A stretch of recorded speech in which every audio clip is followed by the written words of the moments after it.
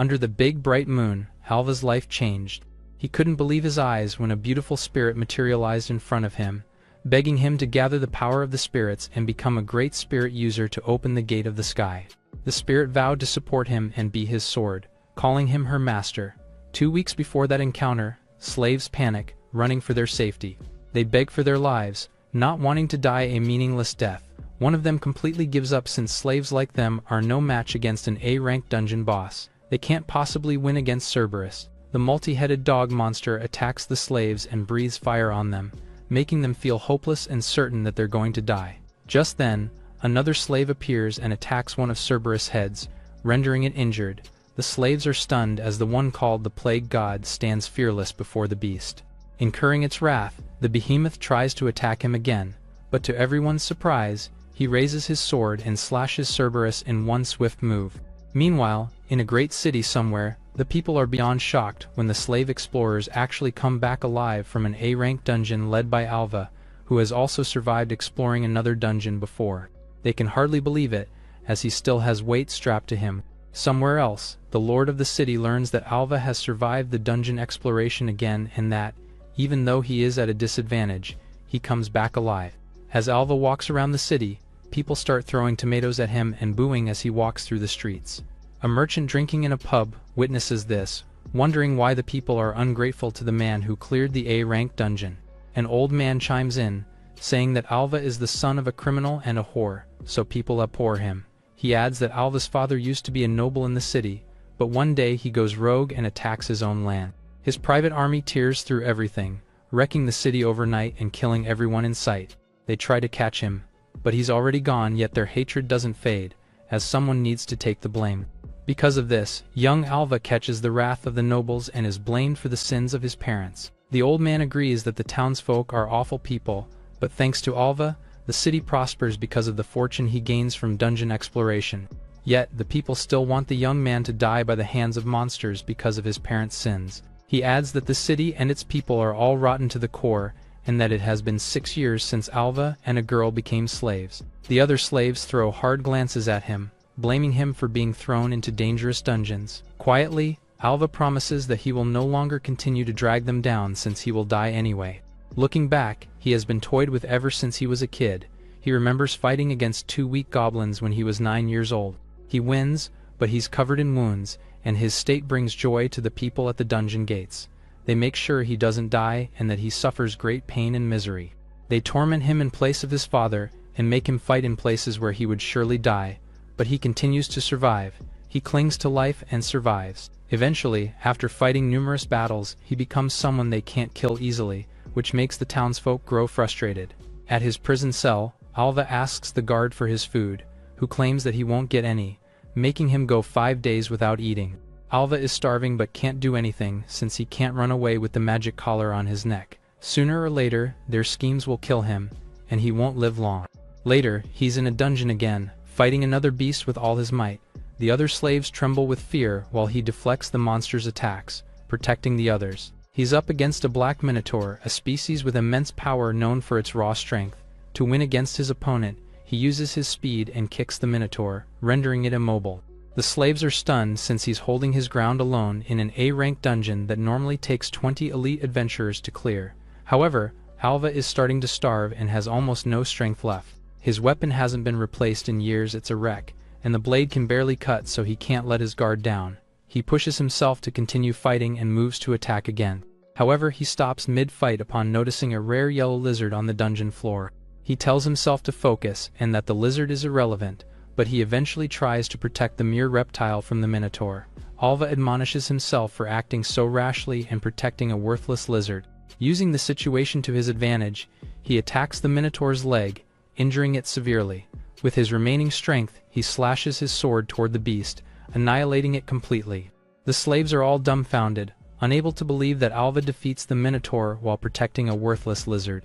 Back in the pub, the young merchant finds it strange that Alva's father could so easily attack the whole city and escape the Lord's forces. The old man tells him a rumor that Alva's father gains a special power overnight and becomes a legendary spirit user. Meanwhile, Alva makes an unlikely ally with the lizard, not knowing that his life has just completely changed. Alva is talking to his new lizard friend in the darkness of his cell, as he reminds the little one that he risked his life to save her. Alva feels like an idiot, remembering that he intentionally hurt himself just to protect the creature. He wonders if he should just eat the lizard, making the little one feel scared. The lizard panics, making Alva smile. He tells the lizard that he was just kidding and that it would not be practical to eat her when he went through so much trouble just saving her.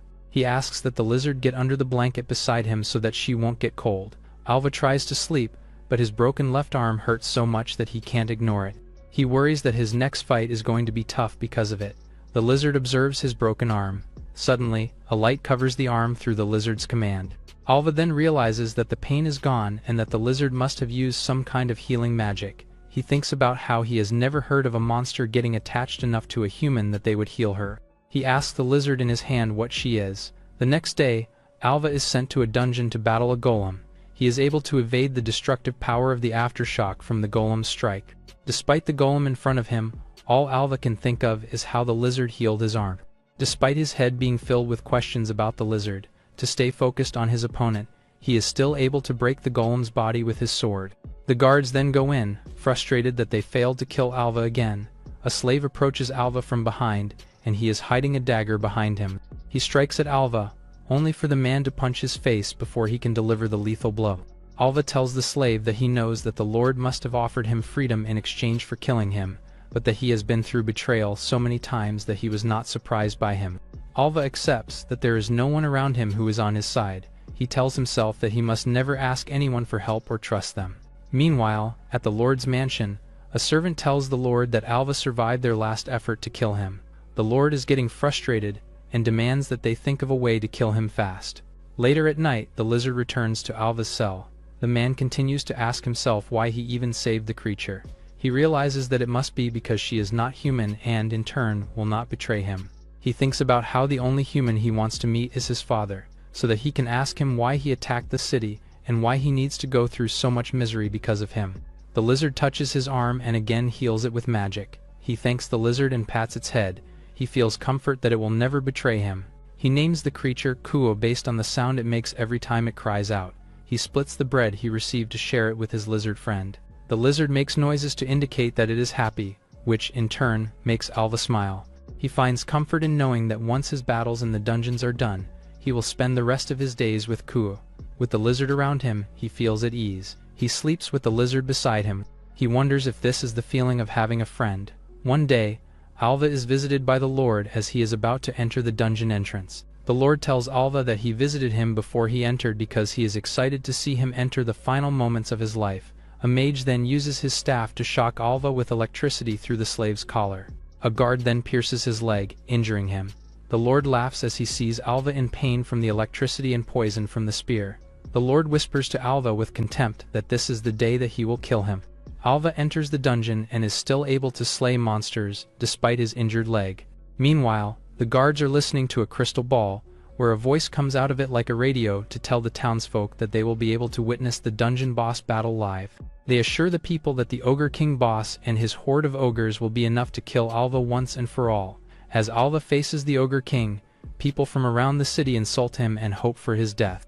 The Ogre King begins his club swing, but Alva blocks it with his sword. While Alva fends off the Ogre King, two ogres charge at him. He evades all their attacks and then cuts them into pieces. He then refocuses on charging at the Ogre King. His collar suddenly shocks him with electricity, which gives the Ogre King the opening to attack him. Meanwhile, more ogres are surrounding him. He cuts down many of them and blocks their attacks. However, he keeps being shocked by electricity in his collar. Despite this, he is still strong enough to disarm an ogre and slay it. More ogres surround him, and the more he cuts them down. Alva is then shocked to see his lizard friend being held by a guard, who is pointing a dagger at it. The guard raises his dagger as he readies to kill the creature. Alva forgets about the ogre opponent in front of him and throws his sword at the guard. He gets hit by the ogre's club, but he also successfully lets the lizard escape from the guard's grasp. The crystal ball radio voice comments on how unexpected it was for Alva to toss his sword aside for a mere lizard. Alva can feel all the damage on his body building up. As more ogres surround him, he accepts that he is about to die. As his eyes close, he is satisfied that at least he has saved Ku. He suddenly hears a voice asking him if this is what he really wants. He opens his eyes and sees that Ku is on top of his chest. The lizard looks at the ogres, and it intimidates them from getting near Alva. Alva wonders if the voice asking him if he really wants to die is coming from Ku. He tells Ku that, as a slave, surviving now is pointless since they will just kill him later. He admits that he has given up. Ku tells him that he is giving up on life so easily. Alva feels insulted that the lizard thinks he is giving up on life easily, and screams at it that it has no idea what it is saying.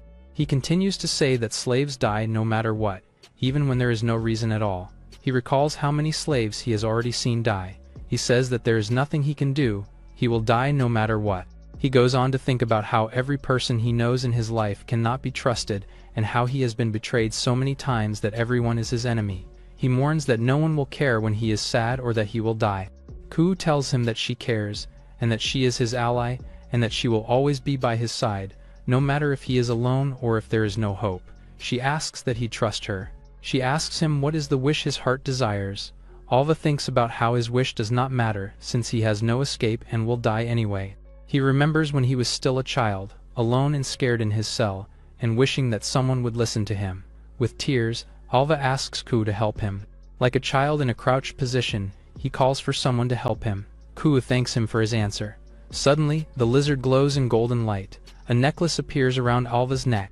Ku tells him that their pact has just been sealed. The lizard turns into a blonde human woman with horns on her head and dragon wings on her back. Ku tells Alva that she offers him the path to the heavens. Alva looks at the goddess of a woman, unable to believe that she is Ku. Ku lets him hold out his hand, and they connect hands. Out of their bond, an explosion of light destroys the dungeon and breaks into the sky. The slave collar around Alva's neck breaks into pieces. On top of him is the view of the night sky filled with stars. Ku tells him that she is a spirit, and that he must gather other spirits to become a great spirit user. She promises to become his sword in body and in soul. To Alva, she looks like the bright light of the moon. Ku heals Alva's wounds with magic. Alva is still confused about everything and asks if the human woman in front of him is really Ku. He also asks what a spirit is, how a lizard like her can turn into a human, and what she means when she says he will open up the heavens for him. She replies that she will explain later since they need to move before any of the unconscious humans wake up. Ku turns into a giant golden dragon and asks Alva to climb on her. Alva is too shocked to see her turn into a dragon to listen. She does not understand why she is so shocked when he knew her as a dragon from the start. She lifts the man up with her mouth and puts him on her back. She then uses her wings to levitate and fly to the night sky. Alva hangs on as the strong wind passes him. He is happy to learn that his slave collar broke off and that the sky is so vast. The next day, Alva and Ku head to a town to an adventurer's guild. There, the receptionist brings him papers so he can apply as a registered adventurer. He refuses, since he has no money to register, so the receptionist gives him an F-rank request to gather herbs. The onlookers find it strange that Alva looks like a runaway slave and yet is with a beautiful woman who looks like a refined noblewoman. Alva is suspicious as a man goes outside the moment he sees them. This man reports to his boss that he has found a woman who came to become an adventurer who would be perfect to sell for slavery. The bold, large, and middle-aged boss smiles at the thought of capturing Ku. He encourages his army of bandits to capture her. Later, the bandits surround Ku and Alva while they are in the forest. Ku tells Alva that they are bandits and that they can hurt them as much as possible because they are criminals. She lets him see that the boss has rings with huge gems on his hands and a glittering golden necklace on his neck. Her money glitters with greed at the prospect of stealing from him. The bandit boss readies his sword as he commands his army to capture the girl and kill the slave. Ku turns into her giant golden dragon form. Seeing her in this form sends fear into the bandits. The boss recognizes her as a spirit and so deduces that Alva is a spirit user. Ku swings her tail, sending bandits flying. The boss wonders what a spirit and spirit user are doing here, doing herb gathering like beginners. The boss urges his men to focus on the spirit user since he is only a human they can handle. Alva kicks, charging at him, sending them flying. Alva thinks they are trying to steal his herbs, so he asks that they stop. Meanwhile, Ku opens her mouth as she charges a light breath attack. She releases it, spreading light with awesome destructive power, which turns the forest into a wasteland. Ku is so happy after grabbing every treasure the bandits have. She asks the tied-up bandits where their hideout is so she can take more of their treasure. She asks her master, Alva, if they can storm their hideout. The man refuses since his hands are full of herbs right now, making the annoyed Ku tell him to just toss them away. Alva approaches the boss and asks him what a spirit user is. Legends say that spirits are incarnations of nature, possessing immense power. Many believe they are both the life that created the world and the life that will ultimately destroy it. The bandit leader continues to explain that spirits having spirit arts is what makes them the strongest life form beyond any ordinary magic can handle. He also explains that forming a contract with one means the human will have a necklace like Alva has right now. The bandit leader then asks why a spirit user like Alva is asking him about spirits in the first place. Alva tells him that his spirit, Ku, keeps dodging the question every time he asks. He gets close to the bandit's face, suspicious that he knows far too much. Alva recounts the bandit spouting out his knowledge about the spirits during the battle. He asks how the bandit knows so much, making the bandit sweat buckets. The bandit smiles and tells him that he does not have to answer and that he will regret coming after them. Later at night, Alva and Ku head to an inn. There, Alva is shocked at how good his meal is and has already eaten countless plates, with more to come. The others eating their similar meals at their tables are confused why he is getting so excited for a regular dinner. Even the cook thinks there is something wrong with Alva, and Ku needs to explain to her that the guy had a unique upbringing. Alva does not care what anyone is saying and focuses on the full bliss that he is in because of eating his meal. As he continues to eat, he shares his belief that these must be the type of meals nobles eat, despite Ku keeping telling him that there is nothing special about them. Ku reminds him that this is the power that money is able to give him. As Alva continues to eat, he cries and thanks money for the blessing. The annoyed cook tells the guy that they are all out of food and asks him to take a bath now. The mention of having a bath shocks Alva, since he believes the word only appears in legends, just like the spirits, because of his slave upbringing. He heads to the bathhouse, where he soaks himself in hot water. The feeling of it feels both alien and good. Ku approaches him, wearing only a towel over her body, and offers to wash his back. Alva does not get why she is asking, but permits her to go ahead. Ku shows that she borrowed steel wool to massage his body, perfect for his superhuman tough body. Scrubbing it all over his back hurts Alva and makes him scream. They join each other at the hot pool, where they relax. Ku can see that because so much dirt came out of the scrub, Alva is now sparkling clean. He grabs some water to put in his palm, still unable to believe that he is bathing. He wonders if he is actually dead and is in heaven. He looks at his reflection in the water and is in deep thought about how his entire day differs from any day he has had before. He shares that he does not think he can ever go back to his old life as a slave. Ku smiles at him and says that it is all right to think so, because she will never let her return to that life ever again. She credits his new life to the power of treasure and money. Alva approves and agrees that treasure is amazing.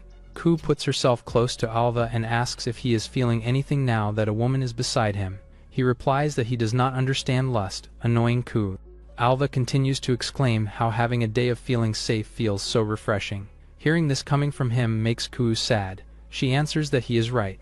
Later, they head to their inn room, where Alva gets excited at seeing a bed for the first time. He does not understand why he needs to lie on it when he can lie anywhere and still sleep.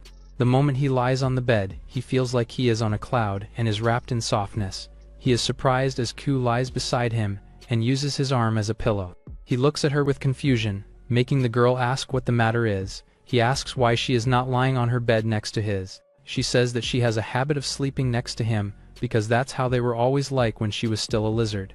Alva asks that she get to her bed because he is uncomfortable sleeping so close to people since he distrusts them. Ku gets up from the bed as she senses a dangerous presence outside. She looks at the window and sees two soldiers, seemingly in search of them. They see that the soldiers wear the crest of the Lord who enslaved Alva. Alva thinks that they must be scouts and that an army is just around the corner waiting for him. Alva does not want to run and declares that he wants to settle things once and for all. Ku says that she will go with him. She asks if she can explain all about the spirits to him after he settles things with his past. He promises to end his life as a slave and move forward. Ku smiles, and it makes her want to tell him about the power of the spirits and how to use the spirit arts. An army of soldiers marches in an open field, holding the flag of the Lord who is hunting Alva. Alva waits as they approach, with Ku at his side. The Lord screams at the army to never let Alva escape, declaring that their pride is at stake. He hypes them up by shouting that it is a battle of 2,000 versus 1. The soldiers look confused as they glance at one another. Seeing Alva now, the Lord is confident he cannot escape. He orders his forces to prepare to charge, reminding them that the enemy is the son of a criminal who fled their city. He declares that they must chase him to the ends of the earth until he is dead. Ku jokes that Alva is very popular. She is puzzled that they are so keen on killing him when they have nothing to gain from it.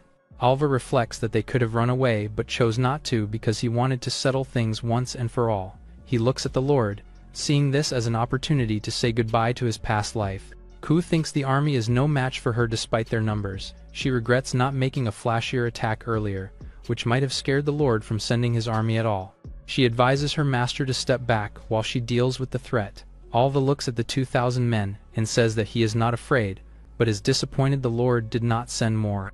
On the Lord's command, the army charges toward the former slave. Alva runs toward them as well, his hand glowing with magic. A few days earlier, Ku began to explain how spirit arts work. She stated that spirits are the strongest because they wield spirit arts. Alva recalled how Ku had used an exploding light and how powerful it was. Ku elaborated that spirits use a special power called spirit energy to perform spirit arts. A human spirit user can also employ spirit arts in battle by receiving spirit energy from their contracted spirit. As Alva received a glowing light from Ku's hand, she explained the 3 roles of a spirit user in battle. The user empowers the spirit with mana, the user controls mana and spirit energy, and the supporter aids the fight with spirit arts. She explained that while spirits generate spirit energy, humans generate mana. She then told him to forget about the first 2 rules and focus on the third when they face the army, as spirit arts would be sufficient for now. She wanted him to use spirit arts to crush his enemies. She informed him that a single exploding light blast could wipe out 1,000 soldiers, and that the speed at which she could create a second blast would be the deciding factor in the battle. Her worry was that if her spell were delayed, the army would surround Alva. She asked him to prepare for it. In the present, Alva and the army are still running toward each other. With his glowing hand, Alva makes a punch so powerful that it envelops the entire army in a blast of light. Ku is shocked, but Alva himself is even more stunned. Meanwhile, the Lord is the most shocked of all, breaking into a cold sweat as he sees that all 2,000 of his men have been wiped out. Ku is speechless. She sees now that she has underestimated her master and that his mana far surpasses her expectations. Alva now turns his attention to the Lord, who is terrified of the approaching monster and pleads for him to stay away. Alva tells him he is disappointed, saying the Lord should have known from their shared past that it would have taken 5 times the number of men to kill him. Alva then walks away, leaving the Lord shivering on the ground, and tells him this is the last time they will see each other. Suddenly, Alva and Ku hear someone clapping. They look back at the Lord and see a woman dressed in black, using a black decorative umbrella, who is clapping for them. She introduces herself as Shira, and says that she is an administrator of the order who has come to take Alva away for being a forbidden arts user. Ku grows tense at her very presence and begins to shiver. Ku knows that the one hunting for her is Shira from the Bonfire organization. Shira smiles, pleased to be recognized. Alva is tense but frustrated. He does not understand what is happening or the meaning of the words they are using. All he can tell is that Ku is afraid of Shira. Ku asks why Shira is coming for her now, when the punishment for using forbidden arts should be more than a month away. Shira explains that Ku's timeline has been escalated because her contract with the man has restored her power. Alva does not understand their conversation, but he infers that the punishment is related to how Ku changed from a lizard to a human. Ku begs for 10 minutes to explain the situation to her master. Alva remembers her promise to explain everything about spirits to him. Shira states that she cannot grant a violator's request and that Ku must be transported immediately. Ku protests that this is unfair, prompting the centaur beside Shira to strike her. Alva catches her as she falls. The centaur admonishes Ku, telling her she has no right to choose her fate. A furious Alva steps in front of Ku to protect her. He demands to know who the intruders are, sharing his frustration at being unable to follow their conversation but vowing not to forgive them for hurting Ku. He gets close to the centaur and dares him to start a fight. The centaur warns Alva to know his place, threatening to snap his neck at any moment. Shira interjects, telling the centaur that he is the one who should know his place. With a piercing glare, she reminds him that she never gave him permission to act on his own. The centaur immediately retreats from Alva and returns to Shira's side. Politely, Shira gives Ku a choice: come with them alone, or let Alva come along. Ku answers that she cannot drag her master into her troubles and must go alone. As she walks away, Alva grabs her arm. Ku looks back at him with a smile and thanks him for their short time together. Shira snaps her fingers, and she, Ku, and the centaur disappear, leaving Alva alone in the field. Alva screams at the sky, demanding to know where Ku is. He spends the entire day searching for his spirit, asking everyone he meets in the mountains and villages if they know anything about Ku, spirits, or the bonfire organization. No one he questions has any clue what he is talking about. He walks the village streets late into the night and finds himself at the inn where he and Ku had previously stayed. He sits at one of the tables, despairing over his lack of progress and his utter confusion about what to do next. A waitress serves him the same steak he had ordered before. He takes a bite, but this time he finds no enjoyment in it and does not understand why. A woman at a nearby table asks what he is looking for. Alva asks who she is. The woman tells him he is being insolent for someone so new to being a spirit user and asks if he wants to save his contracted spirit. Intrigued, he asks what she knows. The woman is revealed to have horns on her head, and she introduces herself as Juris, a spirit who shares the same goals as him. Alva asks Juris if she meant that she would also like to save Ku. The woman cringes at the name Ku as she tells him that it is rude for him to give her little sister a name without her permission.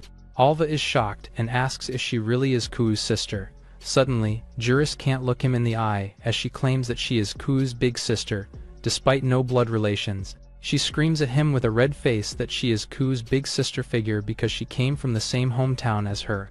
She goes on to say that she sensed right away that her sister was in trouble because of the love she holds for her. Alva does not say anything, but he finds the girl weird. Juris gets up from her chair and tells him that all that matters is that their goals match. Juris then explains that Ku has to face a punishment, and this means that she is in danger. She explains that the Spirit Labyrinth, Gate of the Void, is the realm where spirits dwell. It is a dungeon swarming with countless of the world's strongest spirits, concentrated in one place. She tells him that Ku would have been thrown there. He continues to say that those who have done the forbidden arts suffer the harshest dungeon. She warns that if he wants to save Ku, he will be dragged into her punishment. She asks if he is committed to saving her. Juris sees his hands shivering. She interprets this as him being too scared to answer and waves him goodbye. Alva calls him back and tells him he only paused because he is not used to the luxury of being given a choice. He answers that he will save Ku. He declares that even if the path leads to hell, he will still follow it as long as it is the hell he chose for himself. His determined eyes give Juris chills. She asks one more time if he will help her, and he says he will. Juris suddenly shouts for Shira to come out. Behind them appears Juris, casually drinking a cup of tea and telling them not to shout. Juris insists that they see Ku. Shira tells her that since she has joined hands with Alva, who holds a contract with Ku, the requirements to see Ku have been met. She continues to say that before they can see her, there is still one more thing they need to do. Juris wonders what she means. Shira then points to the food and tells her that it is rude to go without finishing it. As Juris tells her she does not care about that, Alva finishes all the food without hesitation. The moment Alva finishes eating, Shira snaps her fingers. In the blink of an eye, all three of them get transported to a cave filled with colorful crystals on the walls. Shira welcomes the two to the Spirit Labyrinth. Shira hypes the Spirit Labyrinth as the place where miracles, wealth, power, and grand ambitions come true. She shows Alva and Juris the path to the special dungeon reserved only for transgressors called the Path of Atonement. The impatient Juris screams at her to cut out the introductions and let them move ahead. She then tells Alva that she will explain the path as they journey through it. With a smile, Shira asks them to get along and then disappears. Alva and Juris run through the path. Juris explains that their main goal is to break through the 10th floor of the labyrinth to catch up to Ku. She then asks him to take her hand. Alva does not know why and asks if she thinks he would get lost. Annoying the girl, he gives her his hand, and then they glow as they run. Juris speaks an enchantment, which makes Alva's necklace glow. He sees that there are now 2 diamond centerpieces on his necklace instead of 1, with the new one colored red.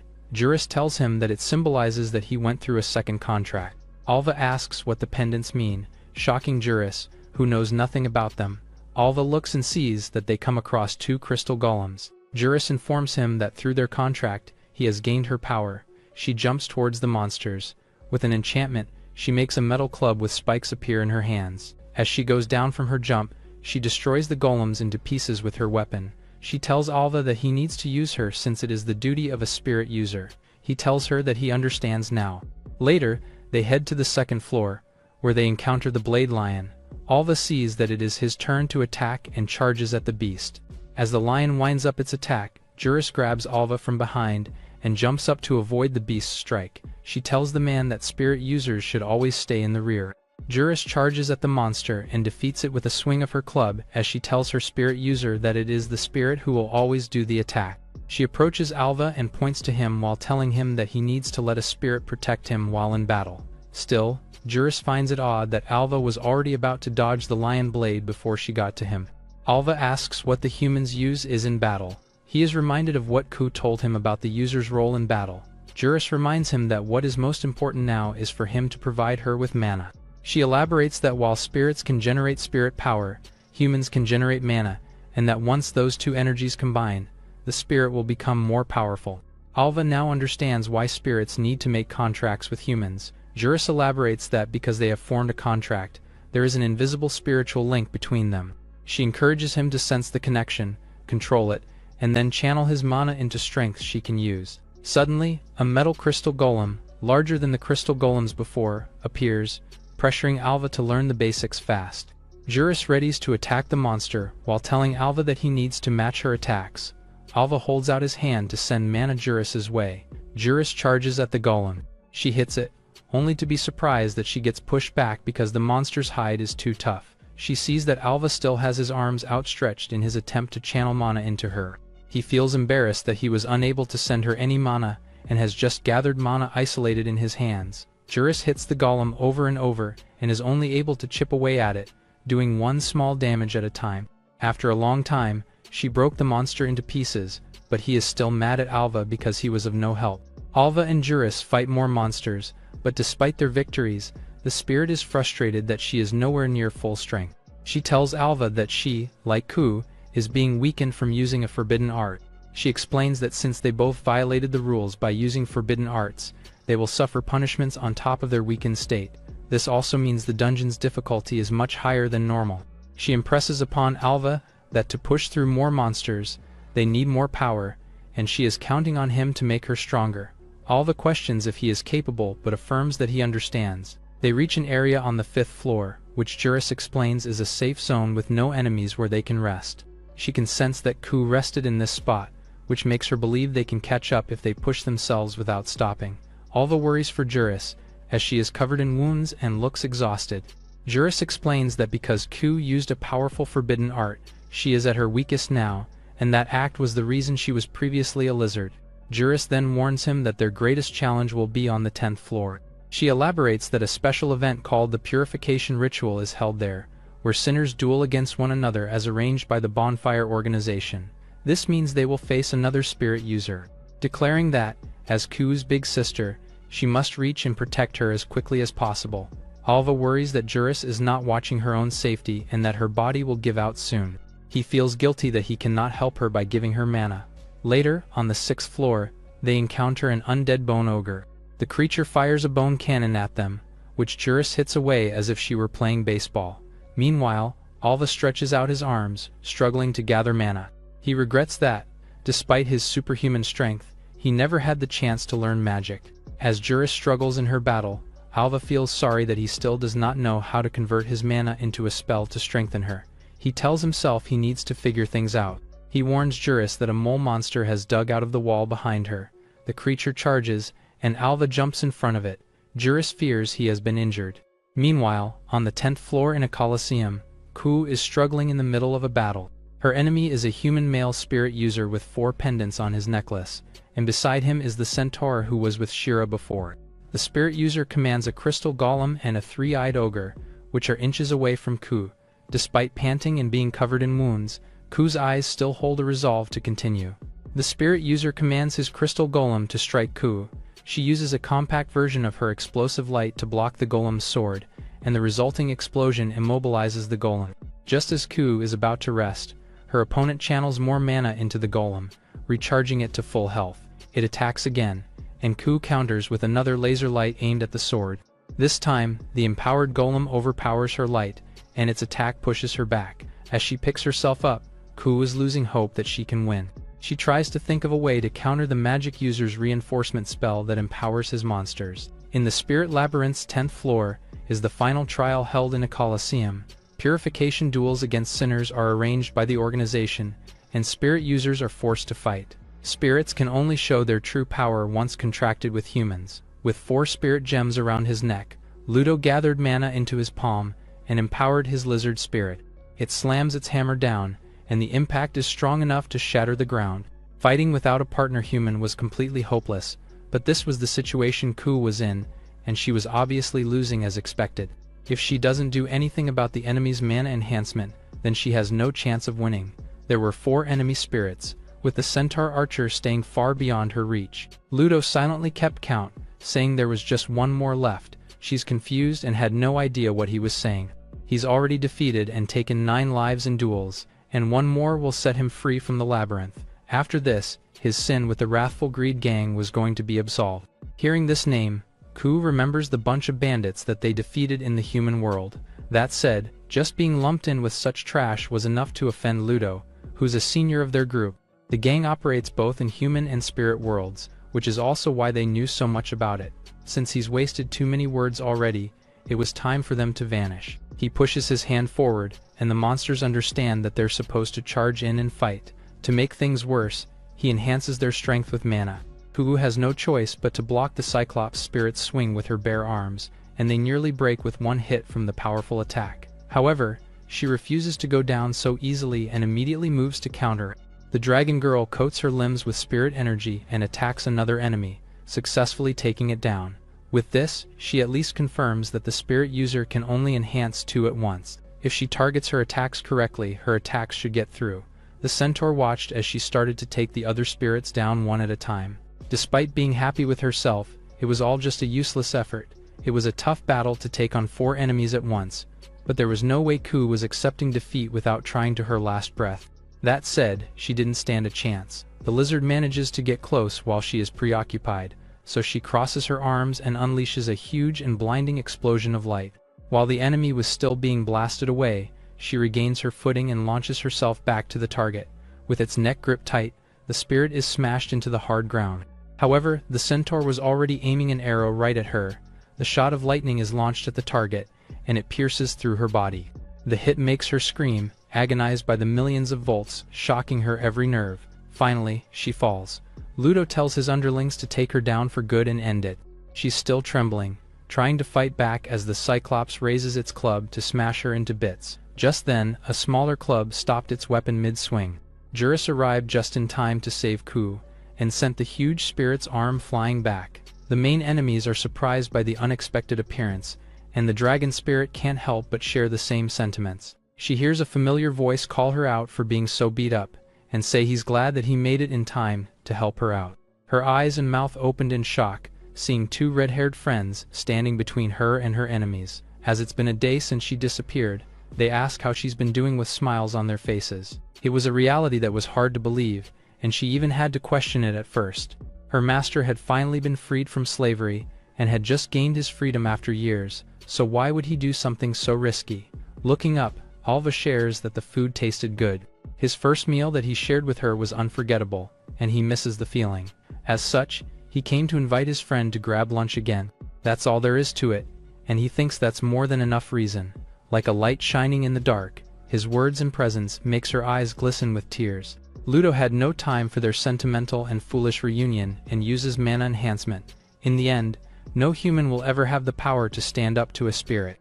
Worried, Ku called to him, and instructed her master to use mana enhancement on her too. He apologizes without even turning, and shares that he never learned to use the technique. The confession sends her into disbelief, but Juris assures the little one that it'll all be okay. All she has to do is watch closely. The crystal spirit swung and sent a huge blast of mana forward. On the other hand, Alva gripped his blade tight and started screaming, releasing all his power into body. With 1 slash of the human's weapon, the spirit's mana and body are cut in half. Ludo and Ku are bewildered and can't understand what their eyes are seeing. With the slave collar gone, the shackles that cursed Alva had disappeared as well. He was inflicted with frailty, weak strength, slowed speed, blurry vision, and an uncountable amount of other status ailments. With all that gone, he's the freest and strongest he's ever been. Now, he asks them to tell him again, about humans not having a chance to defeat spirits. After all, it's something he'd like to test out for himself. At that time, Juris saw something unbelievable. Alva screamed in the 6th layer, trying to warn her of an enemy attacking from behind. It was too late and she wasn't going to be able to react in time, so the man moved fast and put himself between them. She cried out in worry, expecting him to take a lethal injury. Red liquid splattered out, but it wasn't from the human. The mole spirit had been cut in half, split into 2 pieces by the former slave's blade. It's natural law for spirits to be the strongest race in the world, meaning humans can never defeat them. But there stood Alva, shattering that law with his sheer power. Now, the Cyclops roared upon seeing its ally defeated. Meanwhile, Ku and Juris watched as one human leapt up to overturn their beliefs alone. His eyes were chillingly cold as he gripped his weapon. It was impossible, and Luda couldn't understand how he was standing toe-to-toe against a spirit. But just because it was impossible, doesn't mean they can ignore the situation. As such, he instructs the centaur, who was also stunned, to use his charging thunder ballista. The spirit grit his teeth, second-guessing why he'd use his strongest attack on a mere human. If they were going to take the enemy down, they're going to be doing so without any mercy. Alva risks unwelcome meddling, and offers them a piece of advice. The Cyclops has good eyes and can detect his movements well, so it must be his main technique. However, the large club is where all his killing power comes from, but it makes his attacks crude and slow. Holding a blade, he unleashes a flurry of slashes that cleanly cut the enemy into huge chunks in an instant. In the end, the best choice for weapons is something that can easily be maneuvered. A powerful scream rang throughout the Colosseum, as the centaur gathered his energy into his bow. The energy solidified and materialized into a huge ballistic missile, and is aimed directly at the man. Seeing the concentrated power, the sisters gasped in worry for their friend. However, the centaur was not just aiming at the human, but intended to kill all of them. Alva was completely composed, repeating that large sizes don't always equate to strength. Sick of his arrogance, the enemy shot the missile at him. Without needing to be told, Ku and Juris both send their energy towards their friend, and wrap his sword in yellow and red spirit energy. This helps quite a bit, and the coating allows Alva's blade to parry the enemy's strongest attack. A huge explosion comes from the impact. Despite this, even Ludo is unsure if they took him down. The answer quickly comes as they see the plague god dashing towards them. Not done yet but observably tense, the centaur follows up with his lightning arrows. However, he sees Q suddenly approaching from the side, ready to strike. She was obviously still weakened, but he was so focused on the human that he didn't notice her moving again. The dragon spirit has seen his archery technique before, and what makes it terrifying is the sheer traveling speed of the arrow. This is also its flaw, since she only needs to watch the enemy's hands, and time her dodge right when he releases the shot. She does this successfully and smiles. Meanwhile, Juris knees the centaur right in his jaw, a painful reminder that he shouldn't forget that she's there as well. He's dazed by the attack, not expecting another spirit to attack from the other side. Unfortunately, there was still his most dangerous enemy Alva, who was finally in position to strike. The spirit screamed helplessly as Ku and her master unleashed their assault on him. With this, all the spirits are taken care of after a while, but what were they going to do about the spirit user that they had tied up? Gasping in exhaustion, the dragon asks him to break the pendant on their chest. It's the contract gem, which severs the connection between spirit and master once shattered. It's similar to the one that appeared on Alva's chest when Ku became human. Ludo's pendants were already damaged, and all that's left to do was destroy them completely. With her instructions, the plague god raises his blade and destroys the gems, making the spirit user scream in defeat. Meanwhile, Nawa cried to Shira, apologizing for failing to create a labyrinth that finished off the violators. The administrator says their role is to create a place for atonement, and not to defeat violators. The administrator says their role is to create a place for atonement, and not to defeat violators. In fact, the bigger problem is that she doesn't understand that. Above all, the chilling boss says there's something important she isn't doing. The scolding makes the girl pale in worry, and she asks what exactly that is. Fortunately, Shira was just talking about her crooked tie, which she fixes herself. Moving on, they talk about the human who was defeating spirits, and never-before-seen feat. Instead of being beyond expectations, one can even call it an abnormal situation. For some reason, the administrator seems to be happy about it despite her job. She chuckles in amusement as she feels common sense cracking. They've waited hundreds of years, so much so that they've grown dizzy. With the appearance of the little trio, perhaps there is finally a chance of killing the opposition. With this, Shira invites Nawa to join her, and revel in the sound of an era beginning to move. As the final trial in the Colosseum ended, a voice praises the group for doing a great job. Shira had appeared, finding them magnificent for conquering the path of atonement. Her purpose was not to say something sarcastic, but to introduce her subordinate to them. Now greets them, still shy and uncomfortable as they beat the dungeon she designed. It seems that they'll be having a long relationship with each other, so it's better to get along.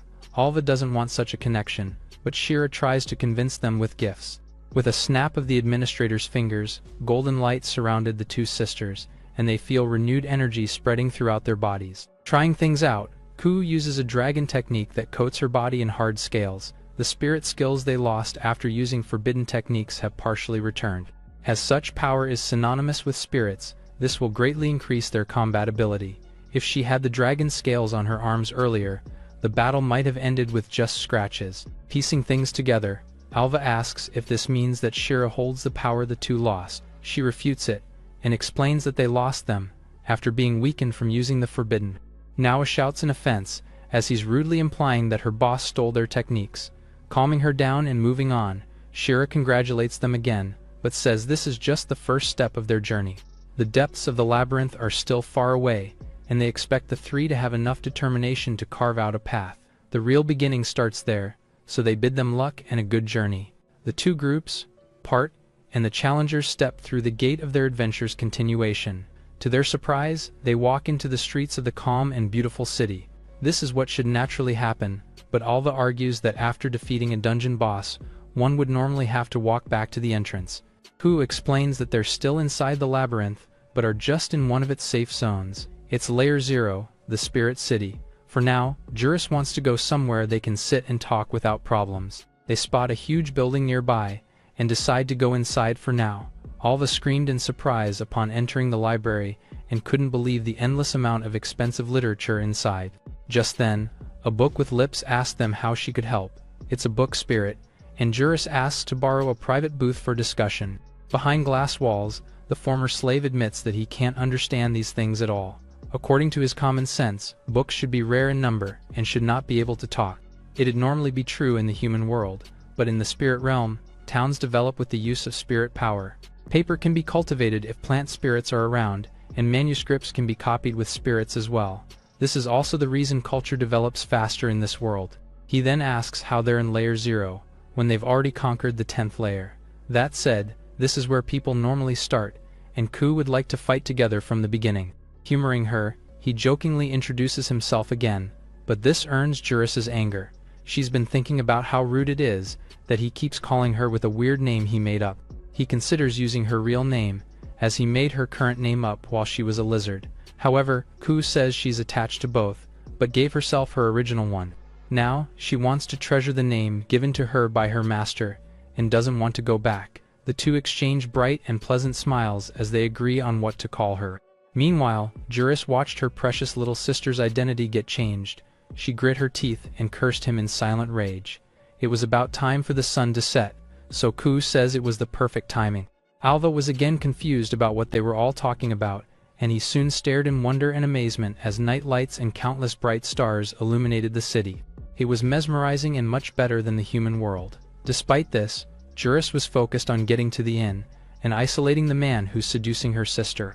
Ku volunteers to take care of the expenses, still having money from defeating the bandits. With the power of treasure, they head to a nice-looking accommodation for the night. Soon enough, Alva was enjoying a hot shower, not even knowing how the private bathroom even worked. He was drowning in the power of money, which he had never experienced before.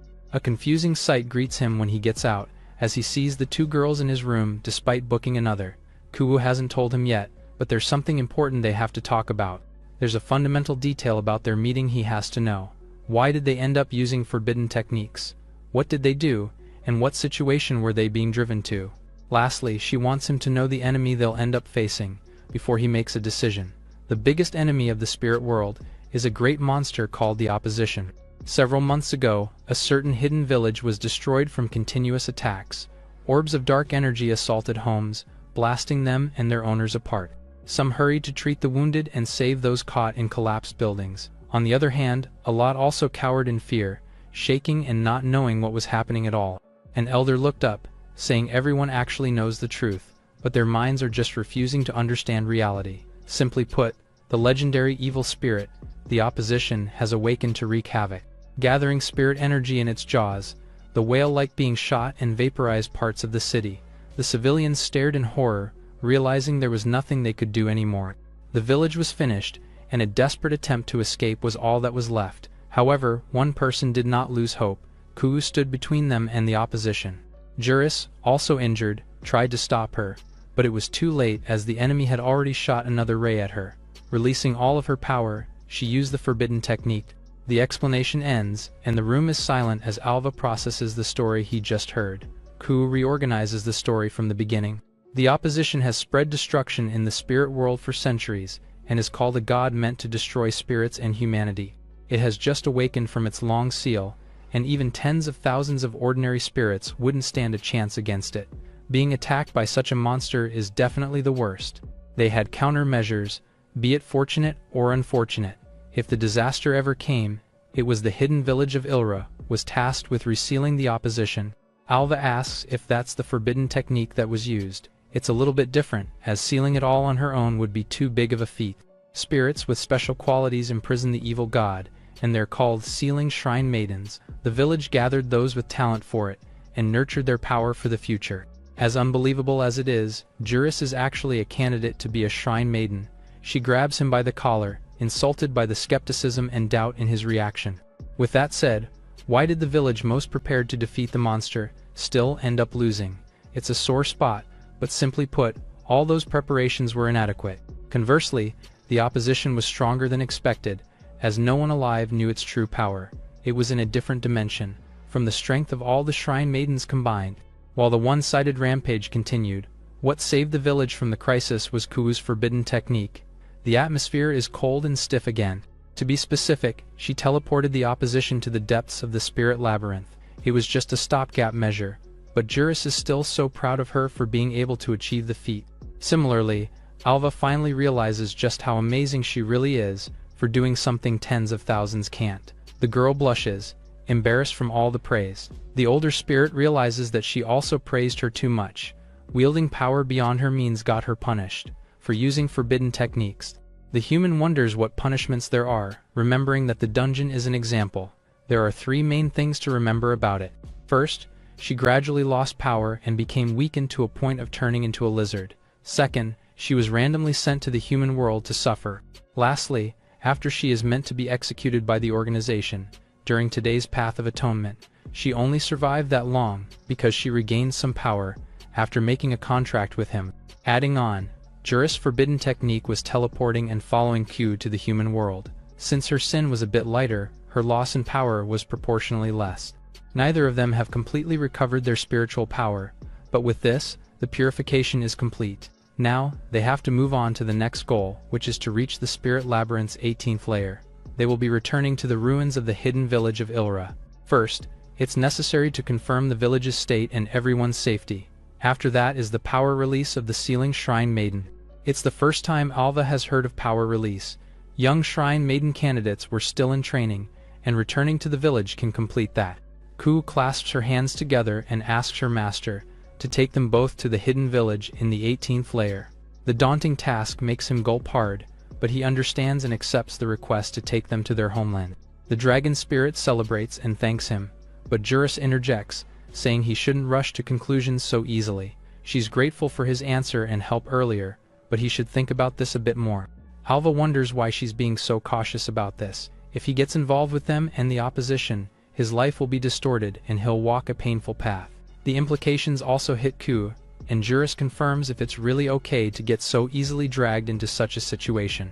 The silence takes hold of everyone, but the dragon spirit breaks the tension by suggesting that they obtain the treasure he wants first. As Shira said, the labyrinth is the place where all wishes can come true.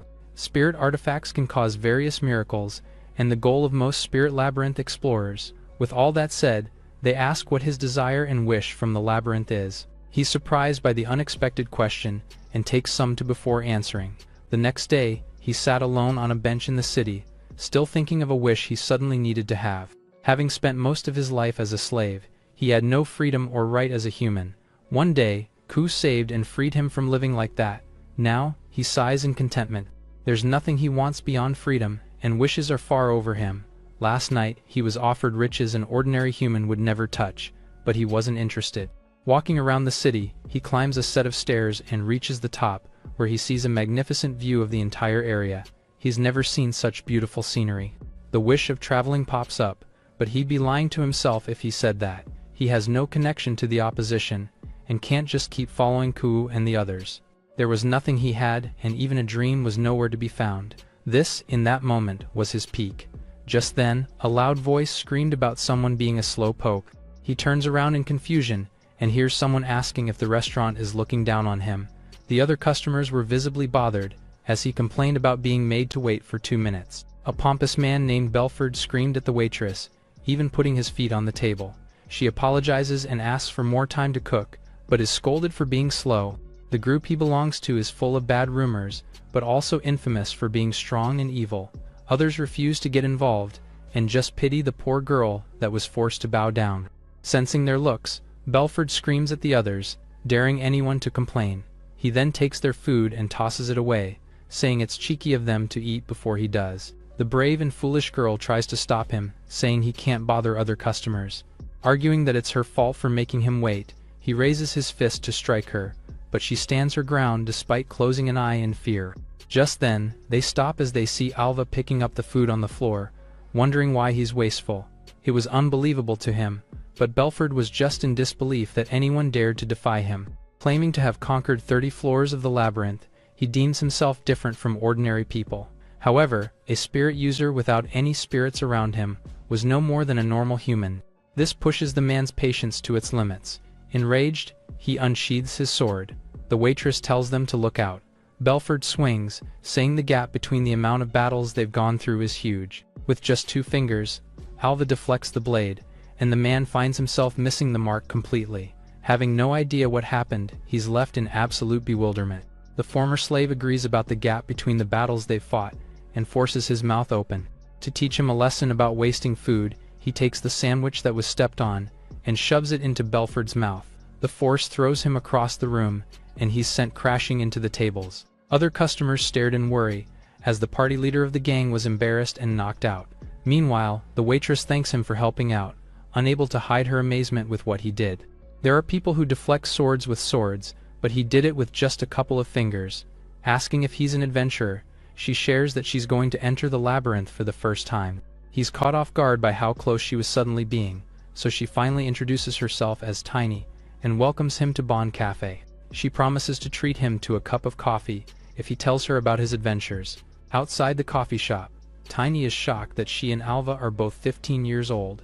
Alva acknowledges that he does look old for his age. Tiny can't believe that this is his first time challenging the spirit labyrinth, yet he moved like a veteran. She also doubts that he is human, since no human has ever made such a feat possible. Meanwhile, Alva is busy looking at the menu, but since he can't read, she recommends that he order a tall, dark mocha chip cafe latte. After ordering for him, she goes back to business and suggests that they should team up since they are both rookie spirit users. However, he turns down her proposal, telling her that he must do something first before going back to the spirit labyrinth. In a flashback, Ku asks Alva about his desires from the spirit labyrinth. In the present, he tells Tiny that he doesn't have any wishes or desires at all. Tiny understands that not all challengers have desires, but having motivation is very important when challenging the labyrinth. Going inside is death itself, since spirits are super existences with strong killing intent that can consume a person. This evil intent can be a fatal poison for small existences such as humans. If one's heart becomes infected, they can't move forward, and only death awaits those too weak to survive. That is why it is important to have desires and convictions to enter the labyrinth. These will help one go on and fight until the end. Tiny shyly admits that she just heard that from others, but Alva acknowledges that it helped him understand what challenging the labyrinth means. Just then, his dark mocha drink arrives, and Alva seems amazed by the mysterious drink in front of him. He then looks up at the cafe server, and is shocked to see a spirit in a maid uniform. He then asks if he is a legendary depraved man. The spirit seems unfazed by his statement, and even bows down to welcome him to their cafe. Tiny corrects him, saying that he is troubling their guest. The server then apologizes and introduces himself as Tortle, Tiny's contracted spirit. He straightforwardly tells Alva that he overheard him worrying about his desire for the spirit labyrinth. Since he feels like meddling with rookie adventurers, he tries to give Alva advice, who tries to deflect it since it is his first time challenging the labyrinth as well. But unable to resist, Alva asks what his desires are, guessing that he wants to perfect his cross-dressing. Turtle laughs and answers that he wants to be a hero who helps the weak. He remembers that when he was little, the hero picture books led him to his greatest dream. Wanting to become a hero, he made his own costumes, and eventually, cosplaying became his hobby. He wants to dive into the spirit labyrinth, get stronger like the hero in the picture book, and accomplish his own justice. Alva is stunned, seeing the spirit's conviction. Even though he looks unserious in his costume, he has proper desires and aspirations in challenging the labyrinth, and Alva thinks that the spirit is more admirable than him. Turtle tells him that convictions aren't something one can easily have. Alva exhales in frustration and shares that he was recently freed from slavery and is thinking of helping his contracted spirit, Ku, for freeing him. He realizes that he is empty inside and doesn't have any desires or convictions. No matter how much freedom he has, he is probably still a slave by nature, which is why he doesn't have any desires within him. The revelation shocks the two and makes them fall silent for a while. Turtle then tells him that he believes Alva probably hasn't realized his desire yet, but wanting to help his spirit can be considered his own desire. Alva refuses to admit this, but Tiny points out that he definitely has his own will and ability to choose, like how he chose to help her earlier in the coffee shop. In this way, he is no longer a slave but a normal person with his own will and convictions. Alva is surprised to realize this, since he has never chosen anything before. His mind wanders too when he tells Juris that wherever their path leads them, he is happy since now he can choose his own personal hell. Just then, Ku and Juris appear after looking for him for so long, having detected magical fluctuations in the city. Turtle steps in and greets the two spirits. Later, Tiny mentions how Alva saved her from a troublesome customer, and as a sign of gratitude, she lets them order anything they want.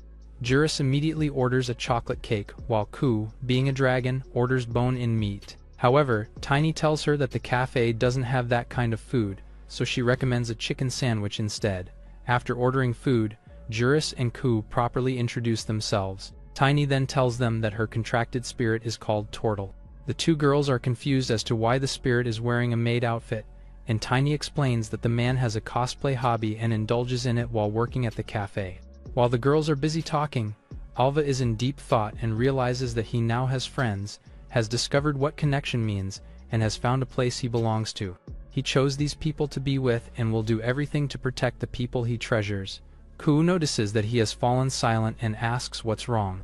Alva looks at her with his newfound realization and silently acknowledges that his reason to fight is to protect her and the people important to him. Tiny asks again if she and Alva can conquer the spirit labyrinth together. Juris is fine with it but leaves the final decision to Alva. Tiny is a bit hesitant since Alva is still searching for his own goals, but to their surprise, the man agrees to challenge the labyrinth, saying that he has now found a reason to fight. It may not be grand, but he now understands what it feels like to have something that pushes you to keep going. The trio are shocked by his sudden conviction, but Ku smiles at him, supporting her master. A few days later, the group finally arrives at the entrance of the spirit labyrinth. Alva is astonished by how bizarre the building looks and can already feel the pressure just by gazing at it.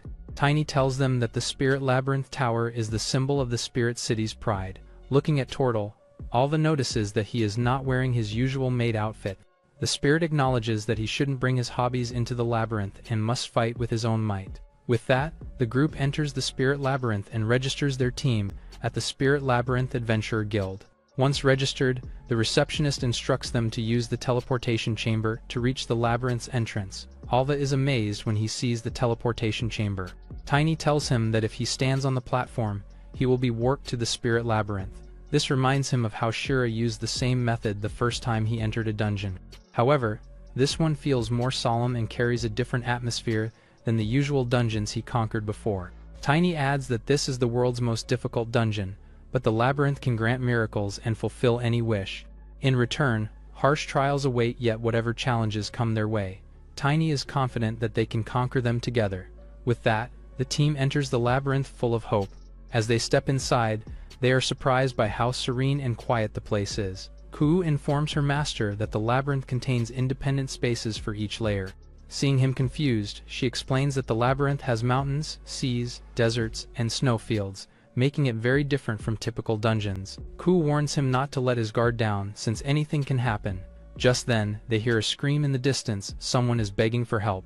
A man is running away from a swarm of fire rats, while his contracted spirit is being attacked. The team observes the chaotic scene, deducing that the adventurer and his spirit must have provoked the nest. The helpless adventurer tries to use magic power enhancement, but it proves useless.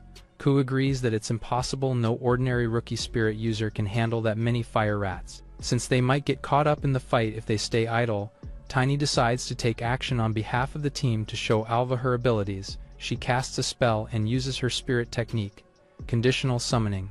She summons a giant slime, stunning the sisters since summoning techniques are not usually performed by rookies. Alva wonders if her technique is really that impressive, and Juris advises him to watch how the battle unfolds. Tiny orders her slime to scatter, killing numerous fire rats at once.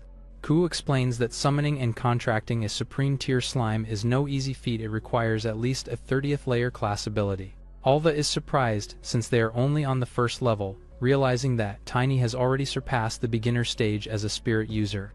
The woman focuses on her fight, using magic power enhancement, which further impresses Alva, especially since, with just one spirit, she is already overwhelming a huge army of fire rats. To wrap up the fight, Tortle joins in, wielding his cursed spear, and delivering a swift slash that annihilates even more fire rats. He pauses to praise his master, telling everyone that she is special because she received strict training as a spirit user since childhood.